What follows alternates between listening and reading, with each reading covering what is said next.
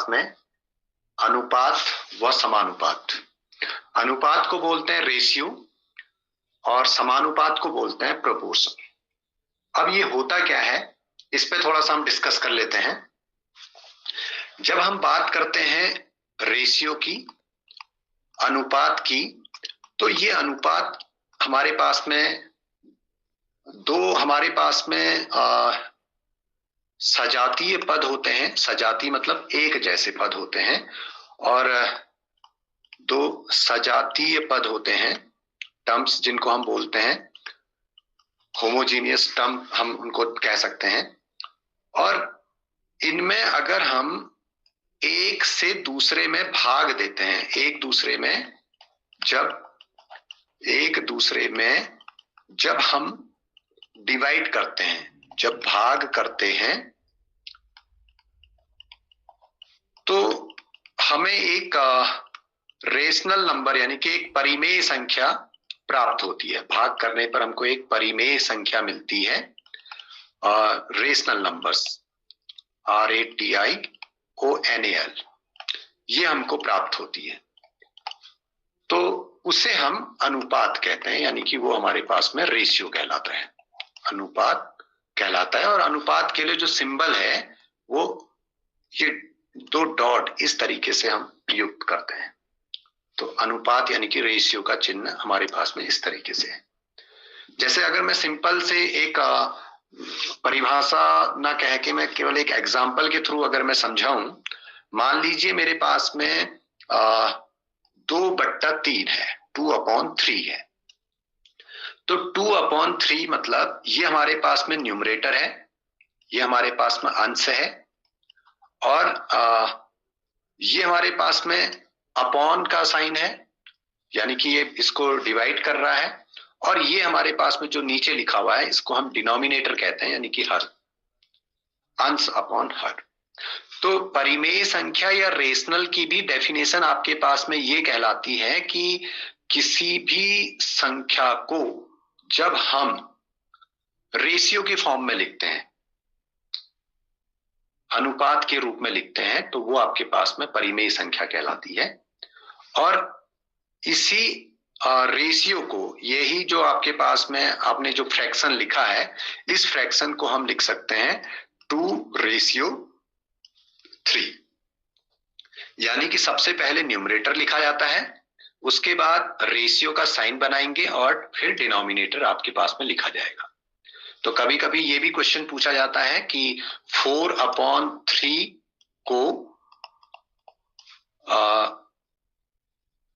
को अनुपात में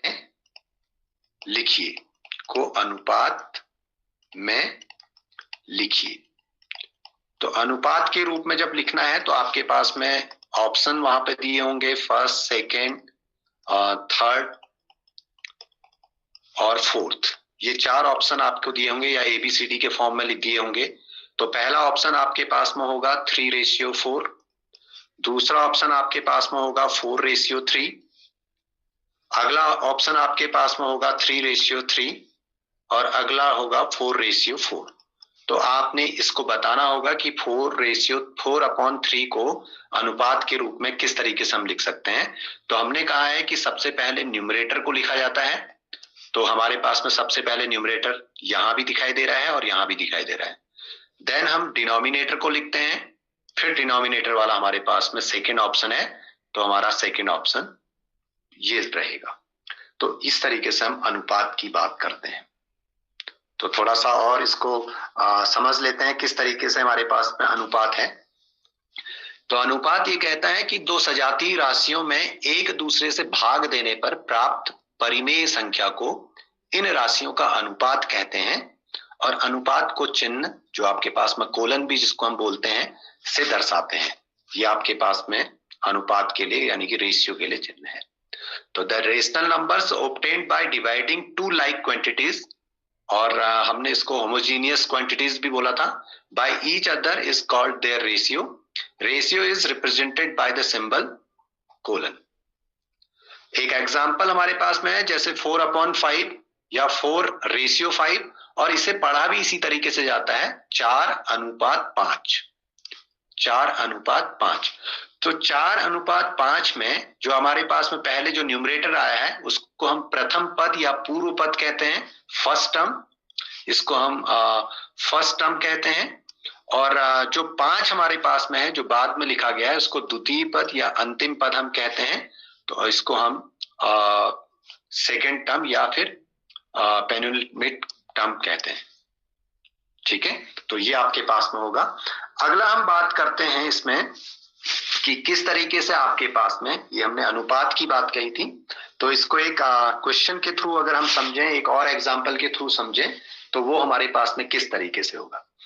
क्वेश्चन हमारे पास में इस तरीके से होगा, राज तथा सुरेश, दो नाम है, राज व सुरेश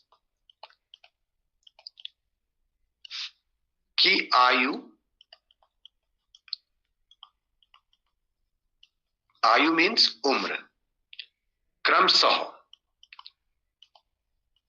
इसको रेस्पेक्टिवली बोला जाता है, 30 वर्ष, यानी कि पहले राज का नाम आया है तो राज की उम्र जो है 30 वर्ष है, व सुरेश की उम्र जो है आपके पास में 25 वर्ष है, 25 वर्ष है।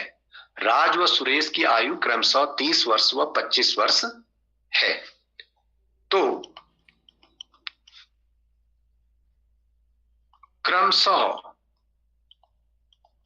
अब नाम नहीं दिया उसने क्वेश्चन को इस तरीके से कह दिया, तो क्रमशः उनकी आयु का अनुपात, उनकी आयु का अनुपात बताइए। तो इस तरीके से आपके पास में प्रश्न रहेगा। अब जैसे हमने यहाँ पे क्रमशः की बात की थी, रेस्पेक्टिवली की बात कही थी, तो इसका मतलब है कि जो क्रम से आए हैं उसी ऑर्डर में आपने इसका रेशियो निकालना है। और जो आपके पास में ऑप्शंस होंगे वो होंगे 5:6, बी ऑप्शन आपके पास में होगा 6:5, सी ऑप्शन आपके पास में होगा 3:2 और डी जो ऑप्शन आपके पास में होगा 2:5।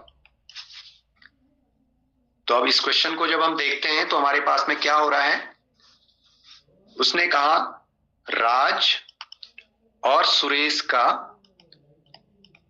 आपने रेशियो निकालना है।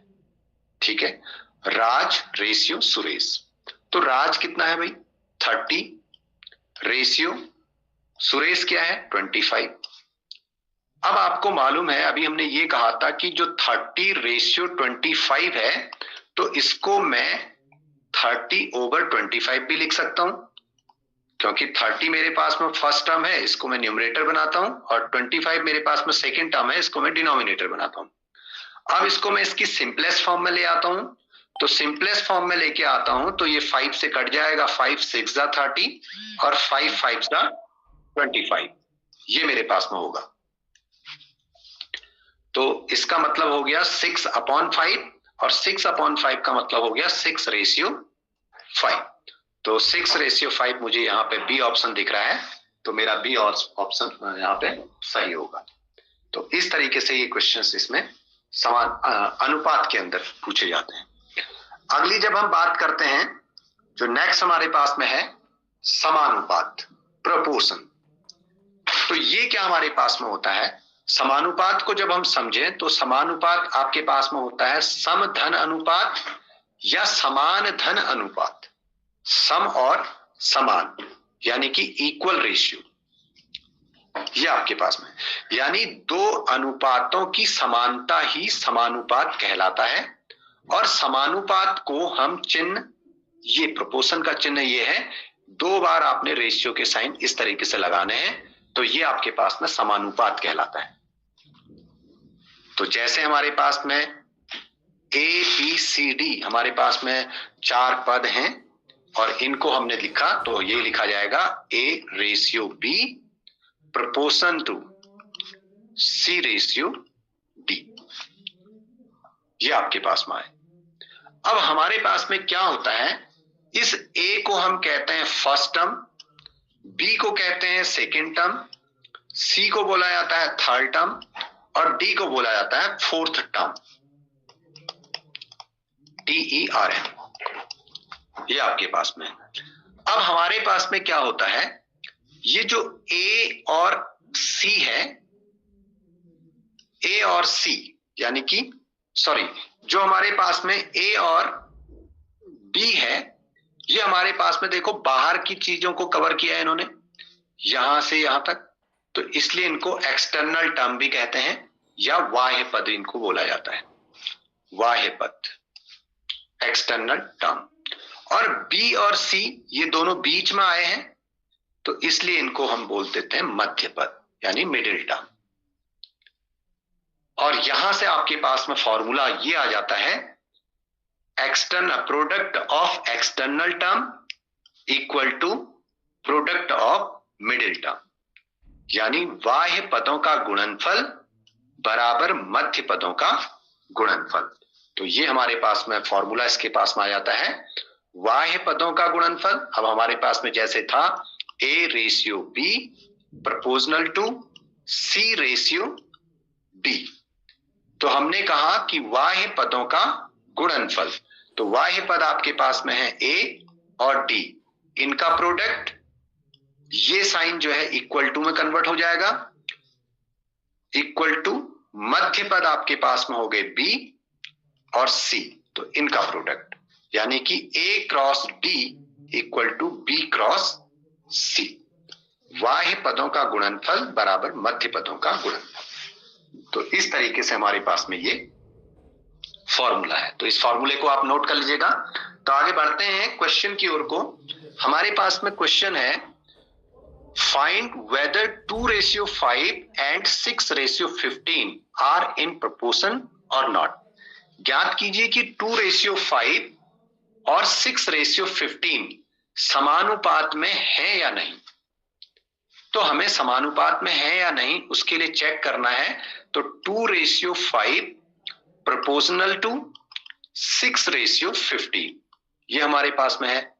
तो अभी हमने ये कहा था कि हमारे पास में 4 टर्म्स आ गए हैं, तो भाई हमने 4 टर्म्स के साथ में ये कहा था कि बाह्य पदों का गुणनफल 2 × 15, जो प्रोपोर्शनल का साइन है इसको इक्वल टू में हमने कन्वर्ट करना है, इक्वल टू मध्य पदों का गुणनफल यानी कि 5 × 6, तो 15 2 = 30 equal to 6 5 = 30।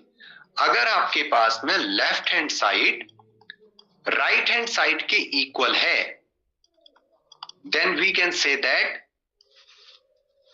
the given proportion, given ratio are in proportion, यानी कि जो दिया गया प्रोपोर्शन है, जो दिया गया अनुपात है, वो हमारे पास में समानुपात है।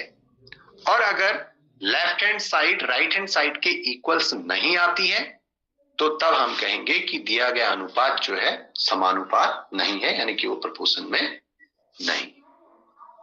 तो इतनी चीजें आप लोगों को क्लियर हो रही होंगी। नेक्स्ट क्वेश्चन पे बात करते हैं। क्वेश्चन नंबर 2 उसने ये कहा कि x का मान ज्ञात कीजिए, find the value of x if 6/15 proportional to x/90, x/90। Formula याद है? ठीक है, नहीं तो इन एरोज को याद रखिए। प्रोडक्ट ऑफ एक्सटर्नल टर्म 6 × 90, ये जो प्रोपोर्शन का साइन है इसको आप इक्वल में कन्वर्ट करिए और मिडिल टर्म का प्रोडक्ट लिखिए 15 × x। ओके, वैल्यू निकालनी है x की, तो x अपनी जगह पे रहेगा, 15 यहां x के साथ मल्टीपल कर रहा है, तो ये अपनी डायरेक्शन को यहां से बदलेगा और लेफ्ट हैंड साइड में चला जाएगा, तो लेफ्ट में जाके ये डिवाइड करेगा। तो अब आपके पास में x तो यहां आया, 15 ने जगह बदली, इक्वल टू साइन ऐसे ही रहा, 6 × 90 अपनी जगह पे ऐसे ही फिक्स रहे, और 15 जो है इनके साथ जाके डिवाइड करने लग गया। अब इसे कर लेते हैं, इसको सॉल्व करते हैं भाई। 15 चक्को 60, 15 पचे 75 और 15 छक्का 90। 15 1 जा 15 और 15 6 जा 90। ये आपके पास में कट गया, तो हमारे पास में बचा 6 इंटू 6 अपॉन 1। तो 6 इंटू 6 अपॉन 1, हम डिनोमिनेटर में अगर 1 है तो उसको नहीं मेंशन करते हैं, और यहाँ पे इक्वल टू x हो गया, और 6 6 जा 36। तो x की जो वैल्यू हमारे पास में आ गई वो आ गई है 36। अब चेक करते हैं क्या ये सही है या नहीं। हमारे पास में जो रेशियो की बात कही थी वो इस तरीके से है, 6:15 proportional to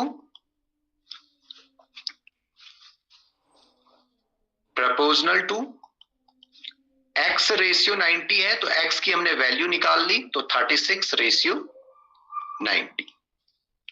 इस तरीके से आया है। अब हम इसको एक और भी तरीका हमारे पास में है, वो क्या तरीका है कि आपके पास में 6:50 जो है, 6:15 जो आपके पास में है, इसको मैं लिख सकता हूं 6/15 इक्वल टू 36/90।